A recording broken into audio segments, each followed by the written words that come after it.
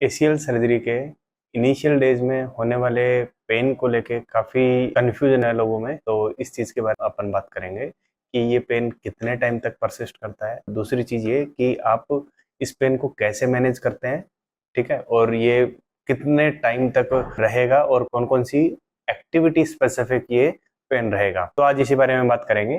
ठीक है, मेरा नाम है डॉक्टर सूरज, मैं एक स्पोर्ट्स फिजियोथेरेपिस्ट हूँ। एसीएल सर्जरी ऑपरेट होने के बाद में क्या होता है कि इंसिजनल जो पेन है, जैसे ही आपकी सर्जरी के बाद में एनेस्थीसिया का इफेक्ट जाता है, आपके इंसिजन लगे हैं, वहां से पेन होना नॉर्मल बात है, क्योंकि एक नॉर्मल बॉडी कट लगने पे आपको बहुत पेन होता है। ये एक इंसिजनल कट है तो आपको बहुत इंटेंस पेन देगा। इनिशियली ये 2 से 3 दिन तक बहुत सीवियर होता है, जो कि आपको इनिशियली पेन किलर्स साथ में लेके मैनेज कर सकते हैं। पेन किलर के साथ में मैनेज करने के साथ में आप एक राइस प्रोटोकॉल चलता है, जो कि rest, ice, compression and elevation, ये 4 चीज है। रेस्ट ऑलरेडी आप रेस्टिंग पोजीशन में रहते ही हैं। उसके अलावा आप जो दूसरी चीज कर सकते हैं, आइसिंग कर सकते हैं।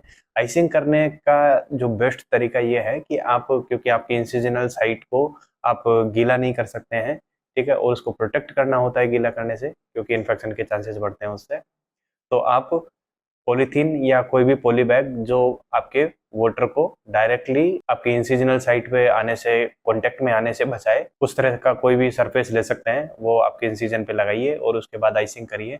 10 to 15 मिनट आइसिंग आप आपके इंसिजनल साइट और उसके आसपास वाले एरिया में अगर आप आइसिंग करते हैं तो वहां पे मार्केबली ये आपके पेन को रिड्यूस करने में आपकी हेल्प करेगा। उसके बाद आता है कंप्रेशन। कंप्रेशन डेफिनेटली आपकी, जो कुछ बहुत लोग हैं ब्रेस के फॉर्म में लगाते हैं या क्रैप बैंडेज के फॉर्म में लगाते हैं, या कुछ लोग होते हैं कि प्रेशर इक्विपमेंट भी आते हैं जो कि आपकी लेग पे थोड़ा सा कंप्रेशन जनरेट करते हैं।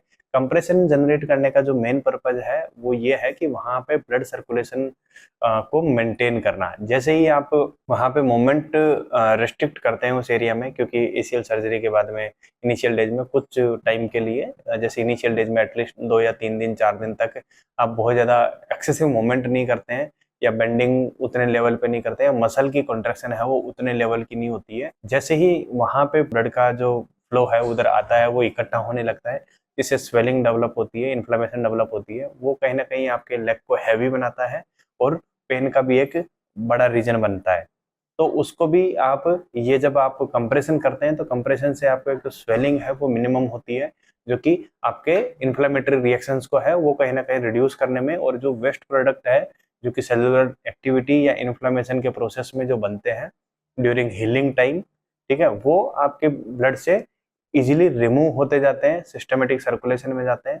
तो वो आपकी इन्फ्लेमेशन को इम्प्रूव करने में आपकी हेल्प करता है। उसके बाद है एलिवेशन। तो एलिवेशन क्या है, जैसे ही आप, बहुत लोग क्या करते हैं कि नी को ओनली एलिवेट करते हैं, तो नी को एलिवेट करने में there will be no sense. ये आपके नी को बेंडेड पोजीशन में रखने से आपकी प्रॉब्लम बढ़ा सकता है।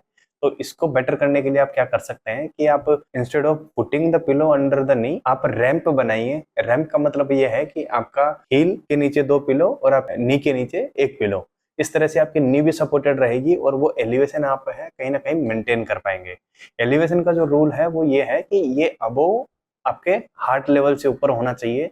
जैसे ही आप हार्ट लेवल से ऊपर एलिवेट करते हो आपकी लेग को, तो ब्लड का सर्कुलेशन है वो ग्रेविटी की वजह से नीचे की तरफ या टुवर्ड्स हार्ट की तरफ मूव करेगा, जिससे आपकी वहां से स्वेलिंग भी इंप्रूव होगी, पेन भी इंप्रूव होगा और आप मूवमेंट थोड़ा बेटर कर पाएंगे। तो ये एरिया है जहाँ पे आप काम करके, साथ में आपकी जो pain killers doctor next day से ऑनवर्ड से प्रिस्क्राइब करते हैं, ये प्रोटोकॉल फॉलो करिए। उसके बाद में जो थर्ड चीज आती है वो है isometric contractions of your quadricep muscle. आपके पेन को मार्केबली रिड्यूस करती है, ये एविडेंस है, ये रिसर्च बताती है कि अगर आप एसीएल सर्जरी के बाद में आपके क्वाड एक्टिवेशन अर्ली करते हैं, आपके क्वाड्रिसेप मसल को कॉन्ट्रैक्ट करते हैं आइसोमेट्रिकली, वो आपके पेन को, नी के अराउंड की स्वेलिंग को और क्वाड्रिसेप की एट्रोफी को प्रोटेक्ट करने में इक्वली हेल्प करता है, जैसे कोई आप बाकी और अदर एक्सरसाइजेस के करते हैं। तो ये चीज आप करके आप आपकी स्वेलिंग और जो पेन है, पोस्ट ऑपरेटिव पेन है, वो उसको इजीली मेंटेन कर सकते हैं। Thank you.